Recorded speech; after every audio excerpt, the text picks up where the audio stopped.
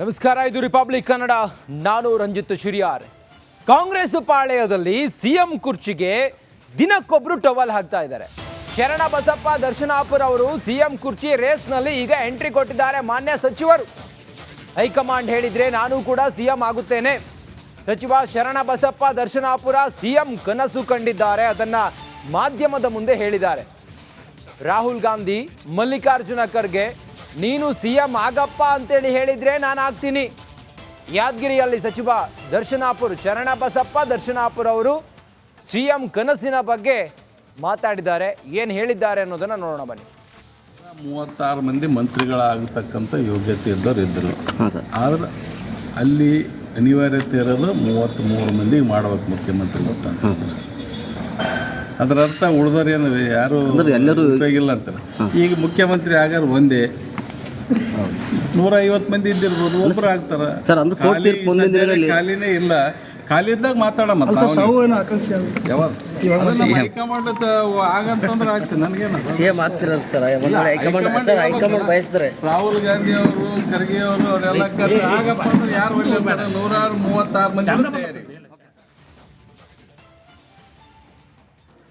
ರೇಣುಕಾಸ್ವಾಮಿ ಕೊಲೆ ಪ್ರಕರಣದಲ್ಲಿ charge sheet ಅನ್ನ ಪೊಲೀಸರು ನ್ಯಾಯಾಲಯಕ್ಕೆ ಸಲ್ಲಿಸಿದ್ದಾರೆ. A7 ಆರೋಪಿ ಅನುಕುಮಾರ್ ತಾವು ಸಲ್ಲಿಸಿದ ಜಾಮೀನು ಅರ್ಜಿಯನ್ನ ಈಗ ವಾಪಸ್ ಪಡೆದಿದ್ದಾರೆ. ರೇಣುಕಾಸ್ವಾಮಿ ಕೊಲೆ ಕೇಸ್ನ 7ನೇ ಆರೋಪಿ ಜಾಮೀನು ಅರ್ಜಿಯನ್ನ ವಾಪಸ್ ಪಡೆದಿದ್ದಾರೆ. ಅನುಕುಮಾರ್ ಹೈಕೋರ್ಟ್ಗೆ ಅರ್ಜಿಯನ್ನ ಸಲ್ಲಿಸಿದ್ದ A7 ಅನುಕುಮಾರ್ ಮತ್ತೊಮ್ಮೆ ಹೊಸದಾಗಿ ಅರ್ಜಿ ಸಲ್ಲಿಕೆಗೆ ಪ್ಲಾನ್ ಮಾಡಿದ್ದಾರೆ. ಅನುಕುಮಾರ್ ಪರವಾದ ವಕೀಲರು ಹೀಗಾಗಿ ಹಳೆ ಅರ್ಜಿಯನ್ನ ವಾಪಸ್ ಪಡೆದಿದ್ದಾರೆ. ಅನುಕುಮಾರ್ ಇವತ್ತು ನಡೆಯಬೇಕಿದ್ದ ಅನುಕುಮಾರ್ ಅರ್ಜಿ ವಿಚಾರಣೆ, ಜಾಮೀನು ಅರ್ಜಿಯ ವಿಚಾರಣೆ ವಾಪಸ್ ಪಡೆದಿದ್ದಾರೆ. ಅನುಕುಮಾರ್ ಮತ್ತೊಮ್ಮೆ ಹೊಸದಾಗಿ ಜಾಮೀನು ಅರ್ಜಿಯನ್ನ ಸಲ್ಲಿಸುವುದಕ್ಕೆ ತೀರ್ಮಾನ ಮಾಡ್ದಂಗಿದೆ. ಹಾಗಾಗಿ ಈಗ ಸಲ್ಲಿಸಿದ್ದ ಜಾಮೀನು ಅರ್ಜಿಯನ್ನ ವಾಪಸ್ ಪಡೆದಿದ್ದಾರೆ. ಎಲ್ಲವೂ ಅಂದುಕೊಂಡಂತಾಗಿದ್ರೆ ಇವತ್ತು ಅನುಕುಮಾರ್ ಜಾಮೀನು ಅರ್ಜಿಯ ವಿಚಾರಣೆ ನಡಿಬೇಕಾಗಿತ್ತು. ಮತ್ತಷ್ಟು ಮಾಹಿತಿಯೊಂದಿಗೆ ನಮ್ಮ ಪ್ರತಿನಿಧಿ ನಾಗರಾಜ್ ಸಂಪರ್ಕದಲ್ಲಿದ್ದಾರೆ. ನಾಗರಾಜ್, ಅನುಕುಮಾರ್ A7 ಆರೋಪಿ ಜಾಮೀನು ಅರ್ಜಿಯನ್ನ ವಾಪಸ್ ಪಡೆದಿದ್ಯಾಕೆ? ರಂಜಿತ್, ಏನು ರೇಣುಕಾಸ್ವಾಮಿ ಕೊಲೆ ಪ್ರಕರಣದಲ್ಲಿ A7 ಆರೋಪಿ ಒಂದು ಏನು ಸೆಷನ್ಸ್ ನ್ಯಾಯಾಲಯದಲ್ಲಿ ಅವರ ಜಾಮೀನು ಅರ್ಜಿಯನ್ನ ವಜಾಗೊಳಿಸಲಾಗಿತ್ತು. ಅದನ್ನ ಪ್ರಶ್ನೆ ಮಾಡಿ ಹೈಕೋರ್ಟ್ ಏಕಸದಸ್ಯ ಪೀಠಕ್ಕೆ ಒಂದು ಜಾಮೀನು ಕೋರಿ ಅರ್ಜಿಯನ್ನ ಸಲ್ಲಿಕೆ ಮಾಡಿದ್ದು. ಆದ್ರೆ ಈಗ ಏನು ಮೊನ್ನೆ ಒಂದು ಚಾರ್ಜ್ ಶೀಟ್ ಸಲ್ಲಿಕೆ ಆಯಿತು. ಚಾರ್ಜ್ ಶೀಟ್ ಸಲ್ಲಿಕೆ ಆದ ಹಿನ್ನೆಲೆಯಲ್ಲಿ ಚಾರ್ಜ್ ಶೀಟ್ ಆಧಾರದಲ್ಲಿ ಒಂದು ಜಾಮೀನು ಅರ್ಜಿ ಅನ್ನ ಸಲ್ಲಿಸೋದಕ್ಕೋಸ್ಕರ ಏನು ವಿತೌಟ್ ಚಾರ್ಜ್ ಶೀಟ್ ಅವರೊಂದು ಅರ್ಜಿಯನ್ನ ಸಲ್ಲಿಕೆ ಮಾಡಿದ್ರು ಜಾಮೀನು ಕೋರಿ. ಅದನ್ನ ಹಿಂಪಡೆದಿರೋದ್ರ ಬಗ್ಗೆ ಮಾಹಿತಿ ಲಭ್ಯ ಆಗ್ತಾ ಇರ್ತಕ್ಕಂಥದ್ದು. ಇನ್ನು ಈ ಒಂದು ಪ್ರಕರಣದಲ್ಲಿ ಮೊದಲ ಬಾರಿಗೆ ಜಾಮೀನು ಅರ್ಜಿಯನ್ನ ಸಲ್ಲಿಕೆ ಮಾಡಿದ್ದೆ ಈ ಒಂದು A7 ಅನುಕುಮಾರ್. ಸೆಷನ್ಸ್ ನ್ಯಾಯಾಲಯದಲ್ಲಿ ವಿಚಾರಣೆ ನಡೀತಾ ಇರಬೇಕಾದ್ರೆ ಅವರ ಪರ ವಕೀಲರು ಒಂದಷ್ಟು ವಿಚಾರಗಳನ್ನ ನ್ಯಾಯಾಲಯದ ಮುಂದಿಟ್ಟಿದ್ರು. ಕೇವಲ ಈ ಆರೋಪಿಗಳ ಜೊತೆ ಈ ವ್ಯಕ್ತಿ ಇದ್ದ ಅಷ್ಟೇ, ಆದ್ರೆ ಪ್ರಕರಣಕ್ಕೂ ಈತನಿಗೂ ಯಾವುದೇ ರೀತಿಯ ಸಂಬಂಧ ಇರಲಿಲ್ಲ ಅನ್ನೋದು, ಜೊತೆಗೆ ಒಂದಷ್ಟು ವಿಚಾರಗಳನ್ನ ನ್ಯಾಯಾಧೀಶರ ಮುಂದೆ ಇಟ್ಟಿದ್ರು. ಅದಕ್ಕೆ ಪ್ರಾಸಿಕ್ಯೂಷನ್ ತೀವ್ರವಾಗಿ ಆಕ್ಷೇಪವನ್ನು ವ್ಯಕ್ತಪಡಿಸಿ ಏನು ಒಂದಷ್ಟು CCTVಗಳಲ್ಲಿ ಈತ ಸೆರೆಯಾಗಿದ್ದ, ಕೊಲೆ ಮತ್ತೆ ಕಿಡ್ನಾಪ್ ಮತ್ತೆ ಸಾಕ್ಷ್ಯನಾಶ ಈ 3 ವಿಚಾರಗಳಲ್ಲೂ ಈತನ ಸಹಭಾಗಿತ್ವ ಇತ್ತು ಅಂತೇಳಿ ಪ್ರಾಸಿಕ್ಯೂಷನ್ ವಾದ ಮಾಡಿತ್ತು. ಈ ನಿಟ್ಟಿನಲ್ಲಿ ಚಾರ್ಜ್ ಶೀಟ್ ಈಗಷ್ಟೇ ಇವತ್ತು ಲಭ್ಯ ಆಗೋ ಸಾಧ್ಯತೆ ಇದ್ದು ಆರೋಪಿಗಳಿಗೆ ನಮ್ಮ ಜಾಮೀನು ಅರ್ಜಿಯನ್ನ ಸಲ್ಲಿಸೋಕ್ಕೋಸ್ಕರ ಅವರು ಹಿಂದೆ ಏನು ಚಾರ್ಜ್ ಶೀಟ್ ಸಲ್ಲಿಕೆಗೂ ಮೊದಲು ಸಲ್ಲಿಸಿದಂತ ಜಾಮೀನು ಅರ್ಜಿ. ಓಕೆ, ಥ್ಯಾಂಕ್ ಯು ನಿಮ್ಮೆಲ್ಲ ಮಾಹಿತಿಗಾಗಿ ನಾಗರಾಜ್.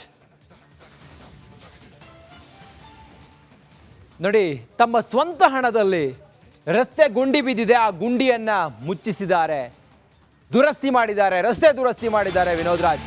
ತಮ್ಮ ಸ್ವಂತ ಹಣದಲ್ಲಿ ರಸ್ತೆ ಗುಂಡಿಯನ್ನ ಮುಚ್ಚಿಸಿದ್ದಾರೆ ವಿನೋದ್ ರಾಜ್. ಸಮಾಜಮುಖಿ ಕೆಲಸದಲ್ಲಿ ನಟ ವಿನೋದ್ ರಾಜ್ ಬ್ಯುಸಿಯಾಗಿದ್ದಾರೆ. ನೆಲಮಂಗಲದಿಂದ ದೊಡ್ಡಬಳ್ಳಾಪುರ ರಸ್ತೆ ಗುಂಡಿಮಯವಾಗಿತ್ತು, ಆ ಗುಂಡಿಯನ್ನ ಮುಚ್ಚಿಸಿದ್ದಾರೆ. ಗುಂಡಿ ಮುಕ್ತ ರಸ್ತೆ ಮಾಡಿದ್ದಾರೆ. ತಾವೇ ಮುಂದೆ ನಿಂತು ರಸ್ತೆಯನ್ನ ಸರಿಪಡಿಸಿದ್ದಾರೆ ವಿನೋದ್ ರಾಜ್. ಗುಂಡಿ ಮುಕ್ತ ರಸ್ತೆ ಮಾಡಿದ್ದಾರೆ. ನೆಲಮಂಗಲದಿಂದ ದೊಡ್ಡಬಳ್ಳಾಪುರದವರೆಗೂ ಕೂಡ ತಮ್ಮ ಸ್ವಂತ ಹಣದಲ್ಲಿ ರಸ್ತೆಯನ್ನ ದುರಸ್ತಿ ಮಾಡಿದ್ದಾರೆ. ಗುಂಡಿ ರಸ್ತೆಯನ್ನ ಗುಂಡಿ ಮುಚ್ಚುವ ಮೂಲಕ ಗುಂಡಿ ಮುಕ್ತ ರಸ್ತೆಯನ್ನಾಗಿ ಮಾಡಿದ್ದಾರೆ. ಹಲವಾರು ಅಪಘಾತಗಳು, ಅನಾಹುತಗಳು, ದುರ್ಘಟನೆಗಳೆಲ್ಲವೂ ಕೂಡ ಈ ಗುಂಡಿ ಹೊಂದಿದ ರಸ್ತೆಯಿಂದಾಗಿ ಆಗ್ತಾ ಇತ್ತು. ಹಾಗಾಗಿ ವಿನೋದ್ ರಾಜ್ ಇದೆಲ್ಲವನ್ನು ಕೂಡ ಗಮನಿಸಿದ್ದಾರೆ. ಹಾಗಾಗಿ ತಾವೇ ತಮ್ಮ ಸ್ವಂತ ಹಣದಲ್ಲಿ ರಸ್ತೆ ದುರಸ್ತಿ ಮಾಡಿದ್ದಾರೆ, ಗುಂಡಿ ಮುಚ್ಚಿಸಿದ್ದಾರೆ. ತಾವೇ ಮುಂದೆ ನಿಂತು ಕೆಲಸ ಮಾಡಿಸಿದ್ದಾರೆ.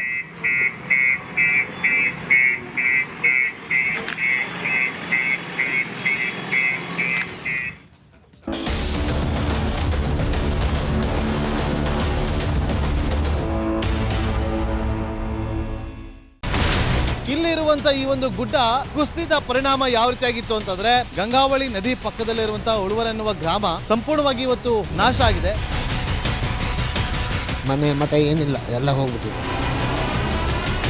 ಇವತ್ತು ರಿಪಬ್ಲಿಕ್ ಕನ್ನಡ ಮಾಡಿದಂತ ಒಂದು ವರದಿಯಿಂದಾಗಿ ಎಚ್ಚೆತ್ತುಕೊಳ್ಳುವಂತ ಕೆಲಸ ಸರ್ಕಾರ ಮಾಡಿದೆ, ಸಚಿವರು ಕೂಡ ಮಾಡಿದ್ದಾರೆ. 2 ಗಂಟೆಗೆ ಸುದ್ದಿ ಮೂಡಿಸಿದ್ದು 6 ಗಂಟೆಗೆ ಎಲ್ಲ ಸಚಿವರು ಮಿನಿಸ್ಟರ್ ಎಲ್ಲ ಬಂದು ಇಲ್ಲಿ ನೋಡೋಗಿದ್ದಾರೆ.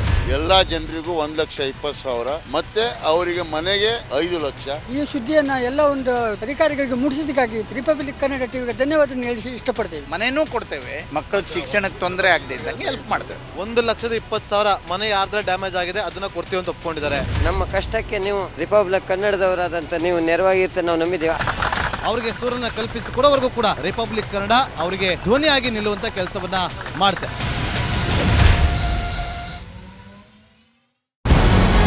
ನಮಸ್ಕಾರ, ಕರ್ನಾಟಕ ಪ್ರೈಮ್ ಟೈಮ್ಗೆ ಸ್ವಾಗತ. ನಾನು ಜಯಪ್ರಕಾಶ್ ಶೆಟ್ಟಿ. ಇಡೀ ಕರ್ನಾಡು ಇವತ್ತು ರೆಬೆಲ್ ಆಗಿ ನಿಂತಿದೆ. ಈ ಹಗರಣಗಳನ್ನು ಸದನದಲ್ಲಿ ಪ್ರಸ್ತಾಪ ಮಾಡಲು ಕೂಡ ಕಾಂಗ್ರೆಸ್ ಹಿಂದೇಟು ಹಾಕಿದ್ದೇಕೆ? ನಿಮ್ಗೆ ಸಂಬಳ ಅದಕ್ಕೆ, ನಿಮಗೆ ವಾಹನ ಅದಕ್ಕೆ, ನಿಮಗೆ ವೆಪನ್ ಅದಕ್ಕೆ, ನೀವು ಅದನ್ನು ಸೆರೆ ಹಿಡಬೇಕಾಗಿತ್ತು. ನೀವು ವಿದ್ಯುತ್ ಬರ ಇದೆ ಅಂತ ಹೇಳ್ತಾ ಇದ್ದೀರಿ, ಎಲ್ಲಿ ಬರ ಇದೆ ನೀವು ಹೇಳಬೇಕು. ಪಾಕಿಸ್ತಾನ್ ಆಕ್ಯುಪೈಡ್ ಕಾಶ್ಮೀರ್ ಅದು ಎಂದೆಂದಿಗೂ ನಮ್ಮದು.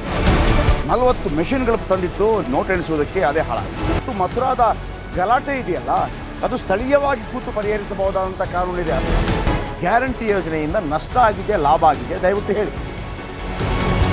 Dawood Ibrahim most wanted criminal ಯಾವಾಗಾದ ಅಂದರೆ ಇಲ್ಲಿ ತನಕ ಭಾರತ ದೇಶದಲ್ಲಿ ಓರ್ವ ದಲಿತ ಪ್ರಧಾನಿಯಾದಂಥ ಇತಿಹಾಸವೇ ಇಲ್ಲ. ರಿಪಬ್ಲಿಕ್ ವರ್ಲ್ಡ್ ಆಪ್ ಇದು ಕೇವಲ ಅಪ್ಲಿಕೇಶನ್ ಅಲ್ಲ, ಸಮಗ್ರ ಸುದ್ದಿಗಳ ಸಂಪರ್ಕ ಮಾರ್ಗಕ್ಕೆ ಕ್ರಾಂತಿಕಾರಿ ಬದಲಾವಣೆ. ರಿಪಬ್ಲಿಕ್ ವರ್ಲ್ಡ್ ಆಪ್ ಕೇವಲ ಸುದ್ದಿ ಅಪ್ಲಿಕೇಶನ್ ಅನ್ನ ಪರಿಚಯ ಮಾಡ್ತಾ ಇಲ್ಲ, ಬದಲಾಗಿ ಡಿಜಿಟಲ್ ಸುದ್ದಿ ಬಳಕೆಯ ಹೊಸ ಯುಗಕ್ಕೆ ನಾಂದಿ ಹಾಡ್ತಾ ಇದೆ. ಇದೊಂದು ಬ್ರೇಕಿಂಗ್ ನ್ಯೂಸ್, ಪ್ರಭಾವಶಾಲಿ ಕಾರ್ಯಕ್ರಮಗಳಿಗೆ ಗಟ್ಟಿಯಾದ ವೇದಿಕೆ. ರಿಪಬ್ಲಿಕ್ ವರ್ಲ್ಡ್ ಅಪ್ಲಿಕೇಶನ್ ಈಗ ಲೈವ್ ಆಗಿದೆ. ಗೂಗಲ್ ಪ್ಲೇ ಸ್ಟೋರ್ ಮತ್ತು ಆಪಲ್ ಆಪ್ ಸ್ಟೋರ್ ಎರಡರಲ್ಲೂ ಲಭ್ಯವಿದೆ. ಈಗಲೇ ಡೌನ್ಲೋಡ್ ಮಾಡಿ.